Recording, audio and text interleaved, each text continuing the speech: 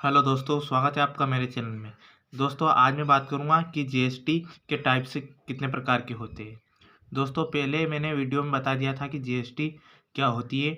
सिर्फ आज इसकी हम डेफिनेशन जान लेते हैं कि वस्तुओं को खरीदने व सेवाओं के इस्तेमाल पर चुकाने वाला कर टैक्स जीएसटी कहलाता है, जिससे सरकार को इनकम होती है।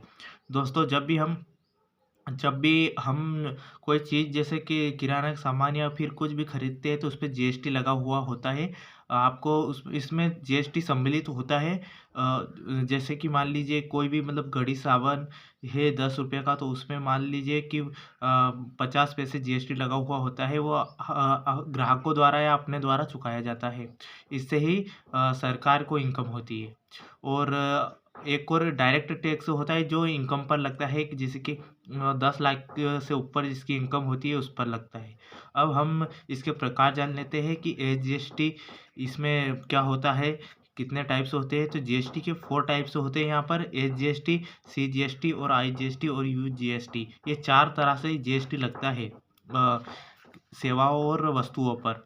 सेवाएं क्या होती है, जैसे कि कुछ भी सेवाएं, ये एजुकेशन सर्विस, ये कुछ सेवाएं देना या पुलिस द्वारा सर्विस देना, कुछ भी ये ऐसी सर्विस होती है। जैसे कि ट्रांसफ़र सर्विस। और यहाँ पे मैं सबसे पहले हम जान लेते हैं कि सीजीएसटी क्या होती है। ये इसका फुल फॉर्म होता है कि central goods and service tax. और ये पूरे देश में लगता है। कहीं पर भी हो पूरे देश में लगता है। कहीं पर भी माल बिकता या खरीदा जाता है तो लगता है ये पूरे देश में। अब इसको हम आगे समझ लेंगे जब जीएसटी और 3 टाइप्स पढ़ेंगे। तो यहाँ पर जीएसटी का फुल फॉर्म होता है state goods and service tax. यहाँ टैक्स केवल स्टेट में ही लगता है। जब मान लीजिए कि एमपी है, एमपी में जब इंदौर से उज्जैन या फिर मंदसौर में माल बिकता है, इंदौर का माल अगर मंदसौर में बिकता है तो ये जीएसटी यहाँ पर लगेगा। जीएसटी कैसे लगता है मैं आपको समझा देता हूँ। कि मान लीजिए कि कोई माल है वो बेचा जाता है या खरीदा जाता है, कि ये बी द्वारा कोई माल खरीदा जाता है मान लीजिए, तो वो 1000 रुपये का खरीदा जाता है, तो उस पर 36% जीएसटी लगेगा। कितना? 36%।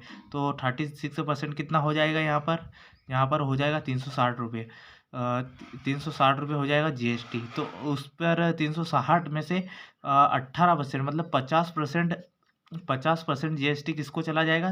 केंद्र को। मतलब केंद्र दिल्ली चला जाएगा, केंद्र सरकार के पास। और 50% रहेगा इसका। 50% ये 36% का 18% बनता है।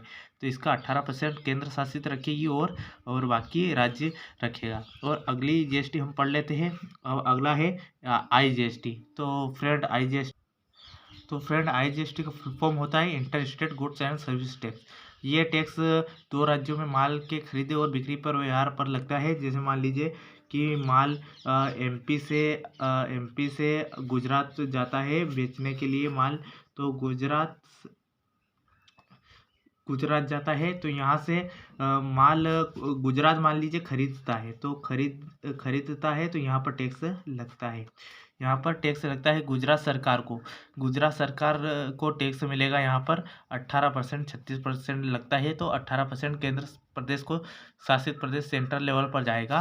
सीजीएसटी लगेगी 18%। और ये आईजीएसटी लगेगी यहाँ पर। इसे हम यहाँ पर एसजीएसटी की जगह आईजीएसटी कर लेंगे, इसको मिलेगी आईजीएसटी। जब दो स्टेट के बीच में व्यवहार होता है, माल खरीदा बिक जाता है। अब इसमें एमपी को क्या फ़ायदा है? एमपी का माल गुजरात जाता है तो यहाँ पर रोजगार प्राप्त होगा। इसे रोजगार मिल जाता है, इसे जीएसटी मिल जाती है। और इसमें केंद्र शासित का तो हिस्सा होता ही है, ये सब दूर लगता है। अगली जीएसटी हम पढ़ लेते हैं। अगली जीएसटी होती है यूजीएसटी। कि भैया यूजीएसटी क्या होती है? और इसका फुल फॉर्म होता है union goods and service tax. ये टैक्स केंद्र शासित प्रदेश में लगता है।